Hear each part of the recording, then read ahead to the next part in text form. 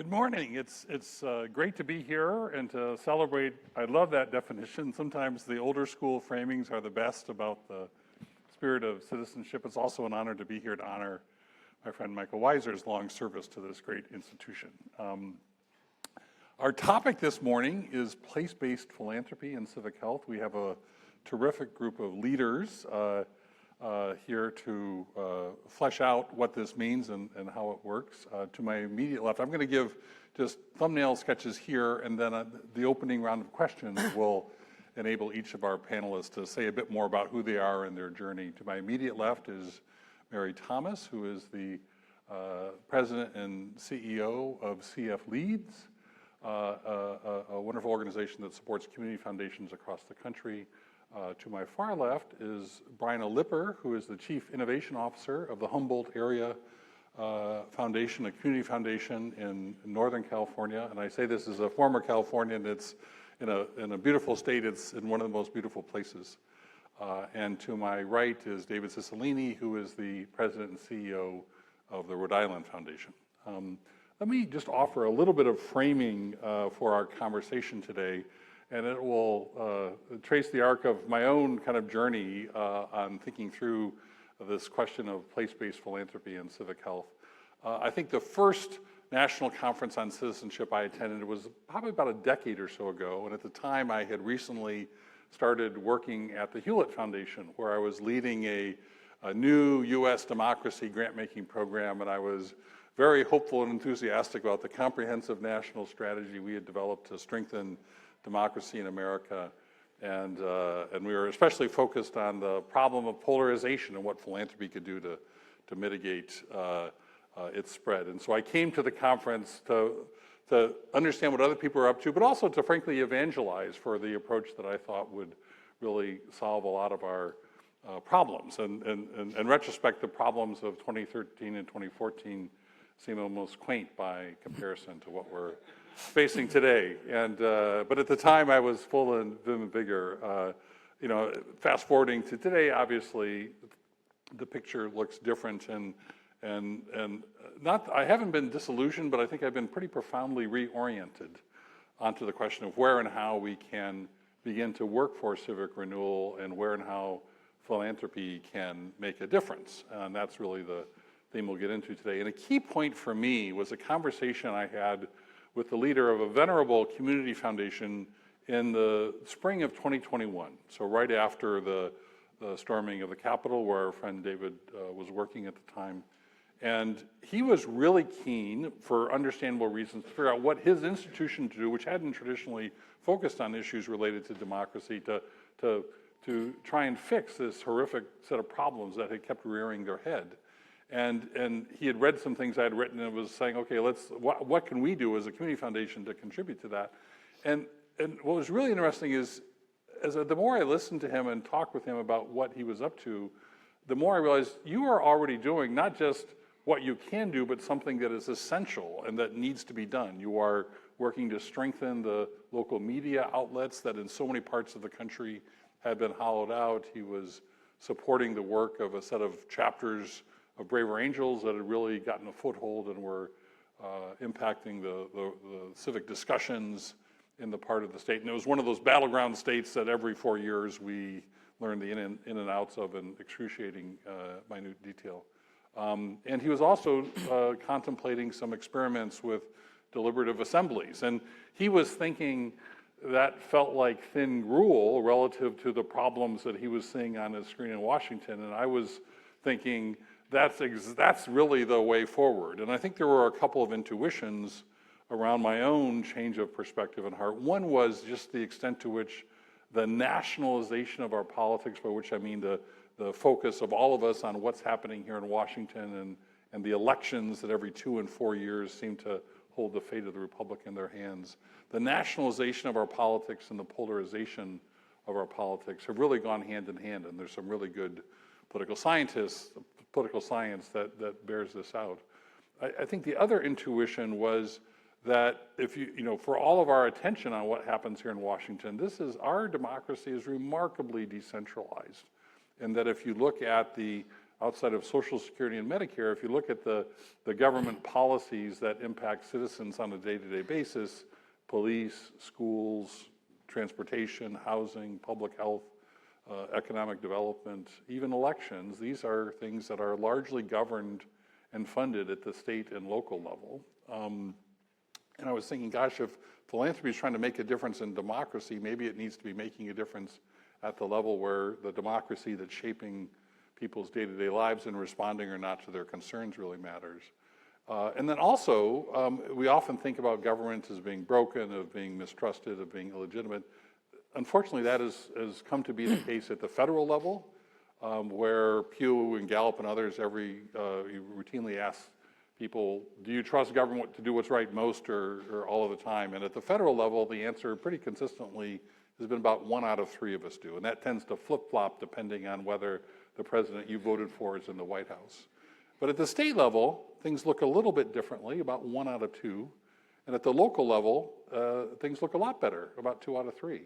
And that doesn't mean that our local and state governments are necessarily hitting it out of the park, but there's a legibility, a sense of being able to understand and accept what government is doing the closer it is to you, and to appreciate the democracy that sets that government in motion. And I think that is the intuition that has led our panelists today to come into their current roles and to be exploring really innovative and I think path-breaking ways for revitalizing philanthropy at those levels. And so our hope is today that in the next 50 minutes or so, you can have a compressed version of the intellectual journey that took me 5 or 6 years to kind of see the potential and power of these place-based community foundations in supporting civic life in the United States. So initially what I want to do here is just, and we'll have a conversation amongst ourselves for about 30 minutes or so, and open it up for questions from the audience. But in this first round of questions, just to kind of have each of the panelists situate themselves in their institutions at this moment, we're going to ask them what brought them to their current positions. And Bryna, maybe we could start with you. You previously worked on global and national issues at the Rockefeller Foundation in New York, which is literally a continent away from the Humboldt Area Foundation in so many ways, physical, geographic, and spiritual, perhaps. What led you to kind of make that move from to both philanthropies, but very different philanthropies? And what have you brought to this new role? So part of my also cultural heritage is my mother's side of the family's from Arkansas, and you know, we Southern traditions have long and winding stories. So I'm gonna go back even a little bit further, okay, Daniel, with your permission. I sort of started out, and I'm gonna guess some of you in this room did as well, having sort of come through an era of ambitions where we were told and we were taught in our academic environments that we could have massive social impact, that we were part of now a global international citizenry, and that we were of an era where we could combine, you know, those forces, those economic forces for greater global and civic good. And I was very much a believer and very hopeful that I could turn my attentions to that world. And so leap forward, I got a series of what I call dream jobs. One of them was with the U.S. Department of Housing and Urban Development under the then administration of Barack Obama. And I was working in an office called International and Philanthropic Innovation. For whatever that means, we were trying to mobilize philanthropic partnerships. We were trying to leverage the knowledge of our peers internationally in making better urban and housing and civic investments. And we're doing really wonderful things, I felt. For example, the first sort of grant making in place in sustainable communities, for the first time in a really long time in sort of federal government. That led to doing some significant resilience work around particularly natural disasters that were increasing around the country, sadly, culminating in Superstorm Sandy at the time, which of course has affected many, I'm sure, in this room. And that was when the Rockefeller Foundation decided to stand up this effort called 100 Resilient Cities. And in that ilk of, we can do greater good if we are able to mobilize market forces, use the power of the economy to the benefit of cities around the world, and those cities were as diverse as Rio de Janeiro to Ramallah, Palestine, to Rome, Italy. You know, we were going to be this force multiplier, and we would do things like aggregate data insights for this sort of collective impact vision, and we would bring partners to cities to help them sort of respond to the natural and human threats that were materializing on their shores, so to speak. And, you know, through that work, I was feeling incredibly successful by all of the indicators that philanthropy charges itself to, calculating numbers and assessing its impact. We felt great. And then some signals started happening that many in the room will remember. You know, I was working a lot in Brazil, and President Bolsonaro was elected at the time in a rebuke to certainly what I thought was climate. Duarte in the Philippines, and I was living in London when the Brexit vote happened. And I thought I should really return back to the US so I can cast my vote in the 2016 election. And to me, there was a real reckoning of the things that I deeply believed in and thought would bring civic good to these cities around the world, constituencies that I loved and cared for. These chief resilience officers that I invested deeply in place to help their communities seemed to be having a real populist reaction in places that were confounding to me. And I remember having some conversations then in those places with some of those people who were kind enough, generous enough to be honest with me. And as a person at the Rockefeller Foundation, often you don't get honesty from your grantees. If you are a big funder, it's a rare thing to have people who you pay their salaries to in cities speak with candor. And if any of them are listening here today, I thank you for your integrity and honesty. But those conversations led me to realize that we were doing harm, actually. We were bringing organizations like Palantir into siphon data. We were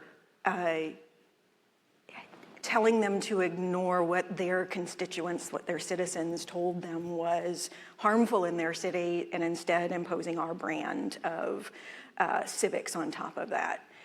And so I had a deep personal reckoning that took me about a year to realize I needed to go to place. I needed to go to what many of us call purple places, but more complex than that. It was a place where people really still wrestled with, how do we resolve the challenges ourselves in place, and how do we have that kind of civic conversation? And I found Humboldt County in the Pacific Redwoods, and our footprint is over the county in Oregon, and in Trinity and Del Norte County, and these places are as different and complex and diverse as you can get. We have the most surviving Native American tribes in the state of California in this footprint of area. We have families who were colonizers but have been there for generations doing ranching and fishing. We have mill workers and timber workers. So people who have lived for generations in these relationships of a place that is natural resource based, and the economics of those people, the well-being of those people are in really different relationship with place.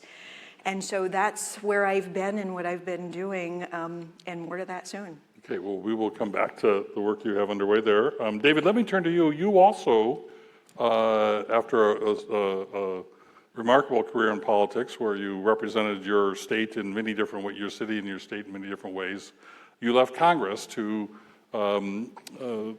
take the helm at the Rhode Island Foundation. Say a bit more about what led you to that particular repotting in your leadership journey. Well, so, I began my professional career as a lawyer. I was a civil rights and criminal defense lawyer and got into politics very early in my life and served 8 years in the state legislature, then 8 years as mayor of Providence, and then 12 years in Congress, so almost 30 years in elective office. And I believed then, as I still do believe, that actually when done well, government is the single greatest force for good at scale that's possible. But I served 12 years in Congress, which was during a very, now it seems like less partisan time, but it was, a very partisan time. I was, a Democrat. I think most people would have described me as kind of a partisan hack, a Democratic fighter. Served on the Judiciary. A happy warrior. Happy warrior. Yeah. Judiciary and Foreign Affairs Committee. I was an impeachment manager for the second impeachment. So I was in it deep in terms of the Democratic politics in Congress.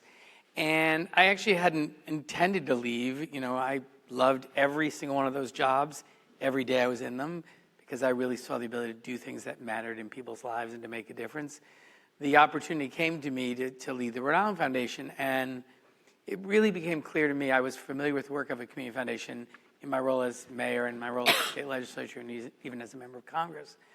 But, I believed for sure that I could have a bigger impact in my home state, in the state that I loved, by leading a community foundation than I could as a member of the minority party in the House. And so I left Congress to take the leadership role at the Rhode Island Foundation.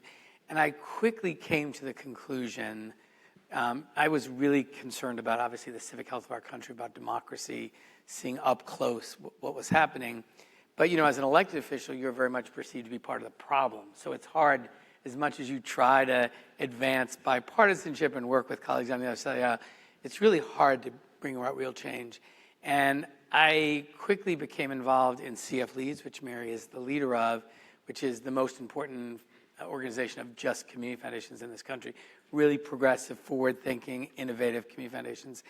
And Mary invited me to be on the board. And I began work from almost the day I got to the Rhode Island Foundation of what could we do? Partly because I was feeling guilty about leaving Congress and seeing what was happening to our democracy and our civic life.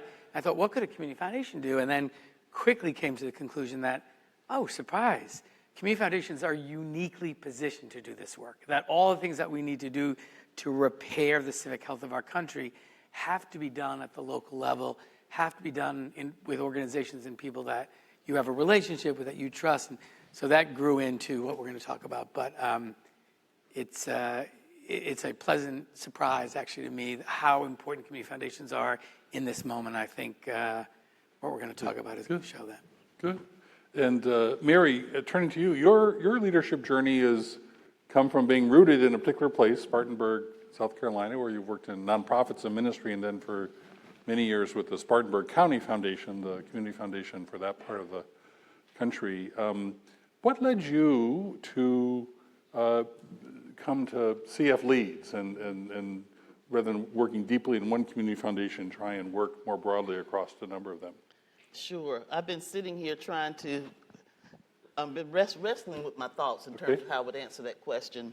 And I think I want to begin by just saying to you all that the first philanthropist that I ever knew was my grandmother. I am from the rural South, can you tell? And our place is called the Sparkle City. If you drive a BMW X5, it came from my community. If you ever cheered for the Panthers, their training camp is in my community. But my grandmother was the first philanthropist that I ever knew. I didn't grow up in the city. Grew up on my family farm, and my grandmother and my grandparents, of course, made sure that the community had what they needed. I don't know if you've heard of a term called canning, putting up vegetables, and they had all kinds of, livestock. We picked blackberries and strawberries, and so my dad was one of 10 children, so they had to work. And so I always grew up knowing that service and helping others was a part of who we are as a people, as my family, my people. And so growing up in the rural South, so I majored in French in high school. Well, no, I made all A's in French. So I said, okay, since I made all A's in French, I'm going to major in French. And I saw French as my pathway out of the country. Certainly I appreciated all that I learned there and just the beauty of the country and all of that, but I knew that I wanted something bigger than my small community. So I majored in French, and I thought that I would become an ambassador for the United Nations. That was my dream as a 16-year-old. And so I remember having a conversation with my father one day, and I told him I wanted to go to France. I want to study in France. Well, how are we going to pay for that? Anyway, it happened, and I found my way back to Spartanburg after graduating from Winthrop and taught young people, 3rd, 4th, and 5th graders in the inner city of Spartanburg French. And from there, I knew that wasn't going to be my career path. I love children, but that was not it. So I went to work for a Japanese company, Alcoa Fujikura, and there's where I learned about the Bethlehem Center. I don't know how many of you have heard of institutional ministries of the United Methodist Church. These institutional ministries were started during the Great Depression. And the Bethlehem Centers were started in the black community because young people could not get access to immunizations. And so I worked there for 11 years, building community for those families who were not able to get access to health, proper child care, all of these types of things. And so I did that for 11 years, and while there, I was sent to Zaire to help build a village for refugee children after the Rwandan War. And then later was recruited. No, I was invited. That's the language. The president of the Spartanburg County Foundation called me one day. Now, I worked in the hood. The Bethlehem Center is in the inner city. In any of your major cities, you'll find these institutional ministries in the inner city. And so I worked in the inner city, and public housing was all around. And I received a phone call one day from the president of the Spartanburg County Foundation. I'd never met him. But he says, Mary, we've been watching you. I'd like to come visit with you. And I'm thinking, okay, well, come on. We need money. Come see us. And so he came over, and I don't think he'd ever been in the hood before. But he showed up in a car. He told me, he was very intentional to say he's driving his aunt's car. He drove up. He's a banker. He walks in, and he has a seat in my office. And he says, Mary, the trustees and I have been watching you, and we have an appreciation for what you're doing in this community. I've only been on the job for 6 months, and we need someone like you to help bring community into the foundation. And I was stunned. I'm like, okay. And so we talked. We had about 5 different meetings, and I decided to take the job. Well, I didn't know that I was leaving my job of chaos, where when you're working in the community and with folks who are struggling to meet their day-to-day life, if you will, chaos is happening all the time, but I thrived in that environment. And we don't have time to talk about all that, so I'm just going to tell you I thrived in it. But at any rate, I left that job and went to the foundation, and I said I didn't know I was coming to work for a bank. It was truly operating like a charitable bank. The first 90 days, I was ready to go back to the Bethlehem Center. But to make a long story short, I spent 25 years at the Spartanburg County Foundation in one of the most conservative cities in the South, working for 7 Presbyterian men from 1 zip code and trying to help them understand community. Oh my God, it was a lot. it was something else. But anyway, that's why I stayed so long, because I had to help shift the paradigm. There had to be a paradigm shift. And these trustees served 7 years.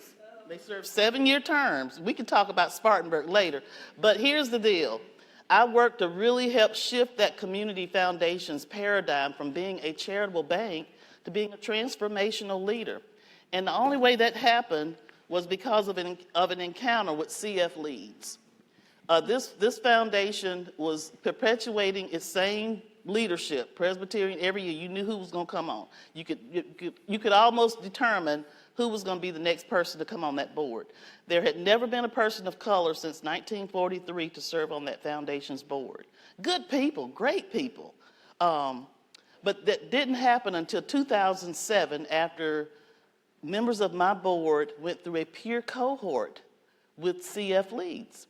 And when they were in an environment with folks from Des Moines, Iowa, from Broward County, Florida, from Arkansas, and these folks were in their faces about why well, basically what they said, you can fix education, because that was our challenge, but do you have the courage to make your board more reflective of the community it serves?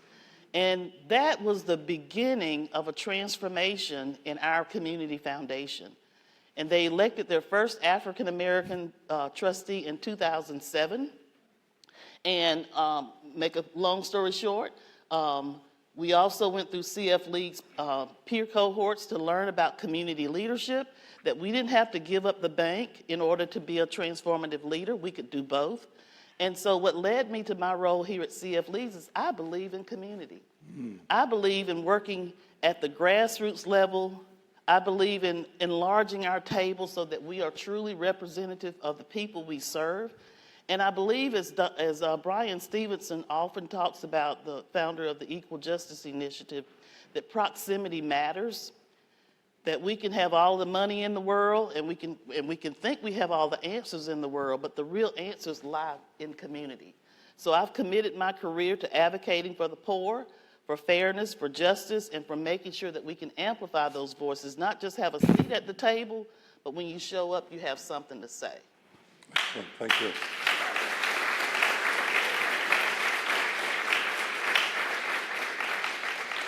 No commentary on your capabilities as a French teacher, but it sounds like you made the right decision. Well, let me ask you, stay with you if we can, just for this next round. So, as we talk about community foundations doing more to support civic health, based on your experience, what's the kind of the perspective or the knack or the orientation that community foundation leaders and teams need to develop? What are you and your team at CF Leads trying to impart in these institutions to help them rise to the challenge we're talking about? So first, I also want to thank David Cicilline for being a champion for community foundations. I have Sterling Spearin, who was here. He was the interim before I came on board. And then, of course, my colleague, Sarah Elguire-Orga, in the back. What I want to always do this, y'all got to make sure I'm making sure everybody feels included here. And these are great people. But here's the deal. I think it begins with trust. And trust is we say that a lot, but what does that really mean? It's easy to get disillusioned in all of this philanthropy, and sometimes have ourselves removed from the situation and the people whose lives we're trying to change. And so I believe trust, and again, going back to proximity, and as we bring folks on our team to make sure that we're committed to what it really takes to have transformative leadership. In our work, we use a framework, the Community Foundation Leadership Framework, that talks about values, culture, will, and resources. And starting at the governance level, making sure that that's why, again, going back to the 25 years, really helping to change the narrative in the boardroom. The governance has to be right, and really being patient to bring people along with you. Because as you know, in the community foundation model, and we all know who work in community foundations, that the donors are really our lifeblood. And in my community, Spartanburg, a conservative community, we have worked hard to really center the work on our values, what we share versus, our ideological differences or our political persuasions. I mean, I know that it can work. The way we got our work done was really based on facts, and using data. What are the data telling us? And can we agree on the data? And then can we get beyond just charity and just giving out the $10,000, $15,000, $20,000 grants, but looking at more systemic changes? And so these are the things that we worked on in Spartanburg, and convening was our language, certainly civic engagement, but convening and bringing people together around a set of shared values and listening, and coming to the table with the posture of humility. And if folks are in the room, really reading the room, connecting the dots, and making sure that we're just not having a meeting, but we're facilitating and truly engaging. Thank you. Yeah. Thank you. Brian, you talked about the profound diversity of the different elements and groups within your community, and the tensions, if not conflicts, between the environmental imperatives and the economic forces at play there. How do you and your institution try and hold space and keep the tensions more creative than destructive in nature? So I think in part, the community that I went to had a recipe for that. So I inherited a legacy of a place that had experienced significant amount of resource rushes, right? So very close and very proximate to this place were the gold rushes, the timber rushes, the salmon wars, and then other land grabs that happened over periods of time. And part of the reason that this area has the legacy of surviving and enduring tribes is because it is such a remote place. It's 5 hours drive north of San Francisco, 7 hours from Portland. It's very difficult to get to. So colonization actually happened later. And those Native American communities, with the value system, as Mary said, you start with the value system, held deeply and with their lives in many, many, many instances, the truth of their culture, which is this place is not for the taking. And we cannot take all of these natural resources and expect the well-being of place to merely rebound if all that we do with it is commodify it, is sell it out and not tend to it and take care of it. So over time, other populations that lived there and made their well-being from it, even if they were timber mill folk, realized this truth as well. And so those communities over time began to find solidarity with one another, even though they were odd fellows. And what we saw about 100 years ago, not to go back a century, was the damming of the Klamath River in the Klamath Basin, which wrought huge devastation to the area's ranchers, farmers, tribal nations, so many. And it was with the promise that this modernization will too bring you all benefit. This modernization will bring economic opportunity to this region it hasn't seen. We will bring electricity over the mountains, and your reservations and rancherias will finally have these resources to sort of build your own economic position. And of course that wasn't true in the far north of California. And instead, ways of life that included, the devastation of fisheries and other ecosystems were toppled. And so those communities began to fight together to bring down the Klamath dams.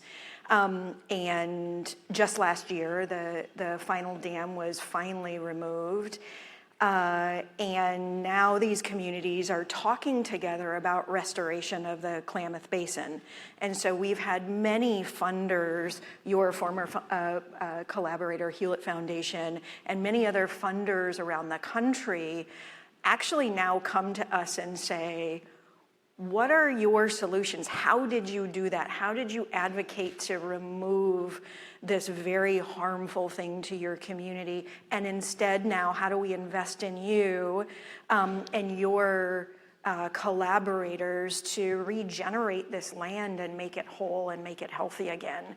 And so we find those coalitions over time working together for repair and recovery and a healthy well-being. And it's not the binary of a political point of view, Republican or Democrat. It's not also not the perspective of, what is necessarily the state of California or the state of Oregon. This is our community trying to exercise with the partnership of other national funders who value community design for itself, community voice for itself, and invest in the very, very messy ways that community gets that done. And that'll be my last comment of, communities are messy, aren't they, Mary? Yep, they are. I mean, they are messy, and they are not efficient. Again, not efficient. And that messiness, that chaos that Mary talks about, are required necessities for places to come together and build the trust and equilibrium that they need to do the hard work in place. And so embrace the messiness. I think that this is an era that we are walking into, that we have been given this sort of nationalistic polarizing perspective of making things efficient, when in fact what makes places so beautiful and worthy of storytelling, and to be able to talk about the chaos that brought about the solutions, is in fact, as funders, where there were community foundations or were large national funders, to say, this is gonna take some time, and it's gonna take some mess, and we better be in it for that durability that brings community solidarity. Thank you. David, let's turn now to an initiative that your organization, Mary's organization, and the National Civic League are working on, which is really to build a broader coalition of community foundations that are working to support civic health. Say a bit more about what led you to think about this coalition building. Maybe it's your background in the legislative arena. And tell us about the conversations as you've talked with your fellow community foundation presidents. How have those gone? What's led people to be intrigued, and what if any anxiety have they expressed to you about this sort of turn? So, when I got to the Renewal Foundation, one of the first things I did was engage in this very long process to build a 5-year action plan for the time that I was leading the foundation. We had community dinners where we just invited complete strangers to come and talk about what they saw as the greatest opportunities, but also the greatest challenges in Rhode Island. A number of other ways, really, we ended up talking to over 2,000 Rhode Islanders. And what I heard during that process over and over again was, could the Rhode Island Foundation do something to help bridge some of the divisions, to reduce some of the polarization, to bring people together? So I quickly reached out to the National Civic League, and you're going to hear from Matt later today, because I understood that if we were going to do this work, I had to first do it in Rhode Island, because I have a board and I have a principal responsibility there. So we built a toolbox to help improve the civic health of Rhode Island that any Rhode Islander can use. It's on our website, things they can do. And I used that to have a conversation with a friend, Raj Shah, at the Rockefeller Foundation early on, saying, like, how do we help other community foundations around the country do this? Because it's urgent. the need, people are asking for it. Community foundations are the place where it can happen. And what I learned from talking to other CEOs of community foundations, there are some that were doing some of it, certain things. But as you can imagine, community foundations focus principally on education, healthcare, economic opportunity. We didn't, as a group, particularly focus on democracy and civic health because we were in America. Like so many others, why would we worry about that? And I think there was a recognition that there was a moment we were in where everyone, every institution, every person, in my view, has to be thinking about what can I do more, what can I do differently, what can I do that will have more impact. And I think community foundations, as I started speaking to CEOs, they were all excited about being part of this. They understood their communities wanted it. As Mary said, we're responding to the needs of our community. People don't want to live in places where they're fighting with and vilifying and hating their neighbors. They want to live in communities where they value each other, where they have relationships. All the research shows that, everything is better. Health outcomes, resiliency, all in places where people are connected and have good civic health. So this is the truism. What I did learn in those early conversations is how we speak about it matters. I was calling this a democracy initiative because it's democracy. And then the Democracy Fund did some great research that showed in half of the country, democracy is a partisan word. And so I had CEOs say, I love this idea, David, I'd love to be a part of it, but if I go to my board or my donors and say, we're funding a democracy initiative, they will not let me do it. And so we thought, well, okay, what else could we call this work? Because we want to do it everywhere. We want everyone to feel they can participate. We use the term civic health, partly because of the work of this conference, actually, in the Index on Civic Health. So everyone understands health, everyone understands civics, and so immediately people in places that were resistant to this kind of work, if you call it democracy, were happy to be a part of it. But what we wanted to do was bring together a coalition of community foundations for civic health so we could both inspire people that it's okay and urgent to do this work, that we could share with them best practices of how to do it, that we could show ways to evaluate the impact of what you're doing so you could be accountable for investing in this work, and then bring resources, because we also learned from some community foundations, they love the idea, they want to do it, but they just don't have the resources to do it. So to your brilliant article about the path of the national funders funding this has to be done at the local level. There is no organization better equipped to do it than community foundations who are trusted, who have relationships, who know the community, know how to do it. And so bringing resources to community foundations, there are 900 of us. We're having a gathering at the end of September where we're going to bring together probably 75, maybe 80 community foundations to share practices, learn how to do this work well. And then those community foundations are going to be out doing this all across this country. And if we can do that every year, we can have a real impact. Okay. I'm realizing, I just got the sign from our conference organizers, we're going to abbreviate this session by about 10 minutes or so to create room for Cameron's announcement. So with the audience's forbearance, what I would suggest is that you buttonhole one of our panelists to ask them the question in the break right after Cameron's announcement. There's a couple of other topics I want to have getting to. So Mira, you're working in partnership with David on this, and this meeting is coming up in Chicago at the end of this month. If things go swimmingly, and if you were to look out, say in 3 to 5 years' time, what would success look like for this effort from your perspective? That's a great question. For the last 20 years at CF Leads, we've been focused on helping to really push this work forward in terms of moving community foundations from only thinking about assets to impact, from institution to community, and from doing this individual siloed work to more of a collective impact. This all came out of a paper called On the Brink of New Promise. It was supported by the Mott Foundation, the Ford Foundation, and it really has guided the work over the last 2 decades for community foundations.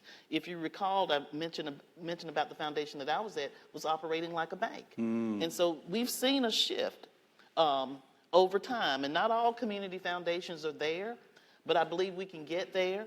And I believe also the next chapter of work for the community foundation is civic health, civic engagement. How do we build these places? Community foundations are place-based. And when you talk about 950 of these anchor institutions across America, what I would hope to see is that community foundations are truly leaning into its community leadership role. That's what we're about at CF Leads, where the community foundation sees itself as a partner, inclusively uniting people, institutions, and organizations to work together on some of the most critical issues of our time, focused on shared results and learning, and so that there's a new synergy in the community, that when we show up at our meetings, we don't look around the table and see the same recycled leaders. We start to see more of the community represented, because community is inclusive. But oftentimes when we talk about community, I don't want to put y'all in this bucket, but sometimes our prism is just one segment of the community. But I look for the day when we show up and I'm like, where's Sally from XYZ Public Housing? Where is Joe who lives in Appalachia? We got to enlarge our tent. And that's what I hope to see with community foundations, and not just in community meetings. What about the boardroom? Yeah. I mean, they may not speak the King's English, but they speak a language that the folks where they live understand. And if we're going to be able to address some of the perpetual problems that we continue to see in our neighborhoods and in communities, I think it really starts with helping community foundations truly embrace their role as a transformative leader, inclusively uniting people, institutions, and organizations, and working across the three sectors. Excellent. Thank you. I mean, one common thread that's coming up here, and Brian, in a minute, I'll turn to you for the last question on this, is not only the stepping forward of community foundations, but the reorientation of national funders to fly wing, in effect, or to support the work of these place-based institutions. David, you mentioned the support you've gotten from Rockefeller to support the work that you and Mary are doing. I know CF Leads benefits from support from national funders to underwrite the work you do in local community. And I think one of the most interesting initiatives along these lines in recent years has been the Trust for Civic Life, which is a pooled fund supporting of national funders, across ideological set of national funders that has pooled their resources, and a terrific team led by Charlie Brown is in turn supporting really entrepreneurial community foundation leaders and civic and social entrepreneurs in rural and small town America, and especially regions that don't have a lot of national philanthropy and civic infrastructure being underwritten in their places. And Bryna, by dint of the great work that you and your team have been doing out there, you ended up receiving one of the initial Civic Hub Awards from the Trust for Civic Life. And I'm just curious, what has it felt like to be on the receiving end of a grant from the Trust for Civic Life? How is that compared with other types of grants you've gotten from national funders? And what do you see as maybe the lessons that the field can learn from how that new channel has opened up? So interestingly enough, Charlie Brown and I, who had this Charlie, who you mentioned had the organization, followed that same career journey. He was doing the work at HUD with our teams when we were starting to think about these national strategies, and was then doing challenge grants. You know this work at the time. Everyone send in thousands of applications. We'll pick 10 of you, but won't you all benefit by putting your ideas on paper? Again, you know the era. So, and then Charlie and I were sort of working at the Rockefeller similarly at the same time. And so I guess part of my answer to that question is it matters who's leading. Charlie went through his own reckoning and is now in Bend, Oregon personally, and made that same shift. And so I think about, Daniel, when you say how the field is shifting, what fields precisely are we talking about? So Mary is a huge champion for Community Foundation, as am I. But I also think we're talking a little bit about private philanthropy here, and your responsibility to place-based investments and how you show up What Charlie is doing and what the trust is doing is general operating grants to these hubs so that they can be backbones of places, so that they can provide that civic infrastructure, provide the convening resources, give grants to young, mothers who can't afford stipends for babysitters to show up and be a voice at the table, to mobilize, in our community, tribal youth to participate in the civic experiment who have not necessarily had those opportunities before. So I think that there are a few things that we really need to be discussing beyond just local philanthropy, and Mary is right, we have to pivot from a bank mindset and move into the space of convening people over time with their own vision of place. But we have got to marshal those. If you are a national funder in this space who are doing place-based work, your recipe might be good and well-intended, but it's not the right recipe. As smart as you all are, as David and Mary said, the people that know the places have the right recipe. How are you supporting them over the next decade to be civic leaders of their place, that they are going to have to be in relationship with their neighbors, they are going to have to be in relationship with their politicians, hopefully some of them will run for school boards. That is not your work, that's their work. Move your money to those front lines now if you are a funder. If you are not a funder and you have other sorts of resources to provide, whether that is technology or we had some conversations last night about investing in, small businesses of place. You've got to be thinking about different strategies that get that money to those places now so that they are healthy and sound and strong for the thing that is ahead of us right now, in fact, is a furtherance of our place-based resources for some outcome that is outside of our control. And if we don't figure out all of our different fields, whether that's philanthropy, private business investing, local governance, if we don't build that capacity and share those values now, they might be lost to us. Okay, thank you. That's a wonderful, sober but important note to end on. Thank you. Let's thank our panelists. This has been really amazing.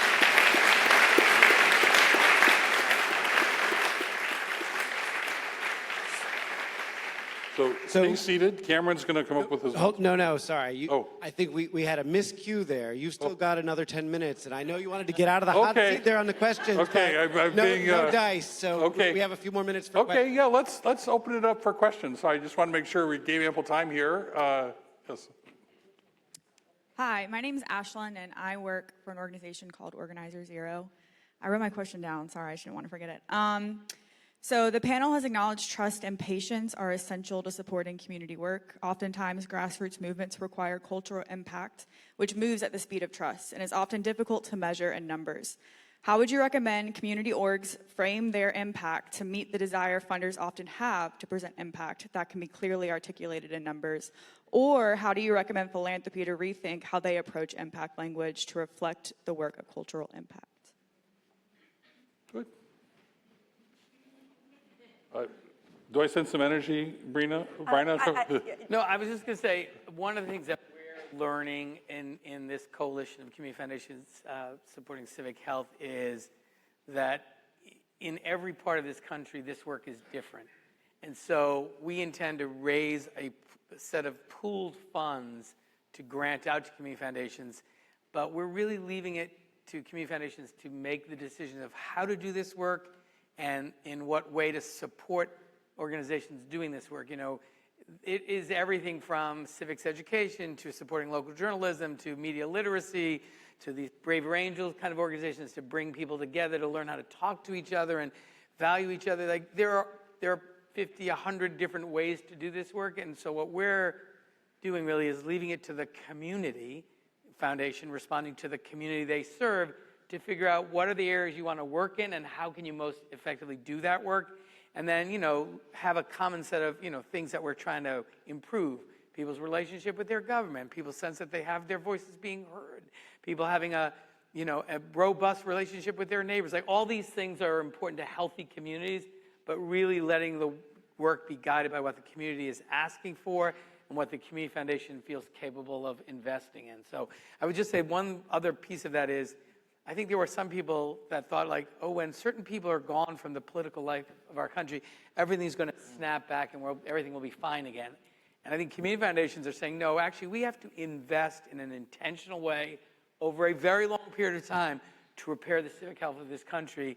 This is not going to be one project, one initiative, one program, but it's going to be a decades-long or more investment in repairing the civic health of America. We can do it. We have lots of organizations that are doing great work. We just need the resources to help community foundations do this all across the country. Our chair emeritus, one more. Thank you. 200 years ago, Tocqueville told us that the strength of our country was in community, in groups of people who came together to raise barns and to support one another.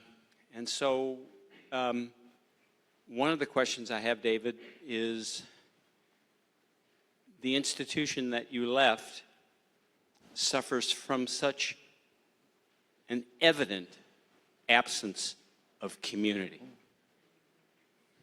What does the Congress have to learn bottoms up from the communities of the United States? Yeah, no, it's a great question. I mean, I think what often happens, and easy for me to say, I was part of that body, so this was criticism of myself too, but I think people became members of a different community. They become members of the political party they're a part of, or a particular political ideology, and I think it's easy when you're in Washington in that sort of battle to become that. And that's why I think it's a mistake to look to Congress to fix this, to be frank.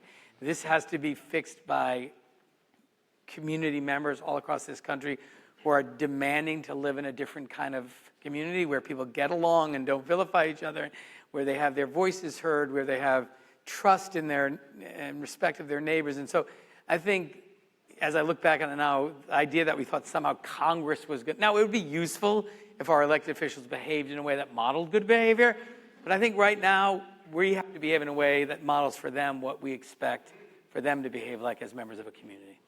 Thank you for your service. Oh, my pleasure. Firstly, thank you all for being here. It's enlightening to learn from each of you. I'm Sophie Levy with the Magnet Collective, and this question's for all of you, particularly Mary, but how are you thinking about corporations that maybe have national play or international reach? I'm thinking FedEx, they're based in Memphis, but very involved in community philanthropy work there. TTX just relocated to Charlotte, so they're having a larger presence every day. How are you convincing them to have the courage to engage in civic health and community at this moment? One of our core competencies at CF Leads is working across the three sectors, the public sector, the private sector, and the nonprofit sector. And the corporations are a partner. I mean, it's reaching out to them and inviting them to be a part of the discourse. It starts some with sponsors, and just really helping them to see their responsibility as a corporate citizen in creating the quality of life that we all seek. In Spartanburg, we have BMW, we've got Denny's, and we engage them in everything that we're doing, and certainly with your local chamber, making sure that they are also a part of these community processes, and inviting them and also holding them accountable and responsible for showing up and for contributing not only their time but their resources. They have opportunity to help shape the discourse in community. I will share with you that one of our biggest successes in the community that I came from, Spartanburg County Foundation, was working with the corporate sector to help secure $100 million to invest in education. Our community has a very high concentration of individuals who have low educational attainment rate because of the history of textiles. So then when you start looking at this global economy, the workforce was not meeting the demand. So the business community had to step up. And so I feel like what we have to see are leaders that are not ashamed or afraid to raise the flag. I'm not raise the flag, but I'm just saying, you know, they've got to raise the issues. And data, again, is what drives these conversations. And many of these individuals from these corporations are sitting on boards again. So bringing the data to bear and holding folks accountable. More question? Thank you. This is fantastic. My name is Jeff Edelstein. So I'm with an organization called Acts of Kindness Maine, and we have a nascent national effort. So question, where do you see the role of kindness at the community level with civics and resilience? And I know we've only got probably like 1 minute, so it's a big question maybe. I love this question because part of the transformation that I had personally, the story that I shared, was landing in a place of aunties and grandmothers. And again, just going back to the Native American traditions there, if some of you are familiar with the term aunties, the aunties are blood relatives, but they're also the responsible women in Native American society that look after all of the kids and all of the families. It's all of their responsibility. And to do so with love and kindness despite all the errors and all of the failings that, you know, go through kids and young adults' lives, and to steward them into becoming good citizens. And the grandmothers, like many of you maybe have heard of Humboldt Fog cheese, right? Amazing cheese. The woman who founded that is raising her autistic granddaughter and building special needs housing community, the first of its kind in rural America, because of those kids that wouldn't ever otherwise have this. And so the modeling and demonstration of love and care for people that aren't like us, but that we are responsible for. And I think that that's the only, one of the other things that being an actual member of community is you have a responsibility of care and love, even sometimes when you're not feeling love. And that's my answer, is that is also in place if we can allow those voices to be the stewards and invest in the people who are providing that kind of care. Thank you. Wonderful. I think we're done. Thank you so much. Thank you, Danielle. Yeah. Wonderful. Thank you. Thank you, Mary.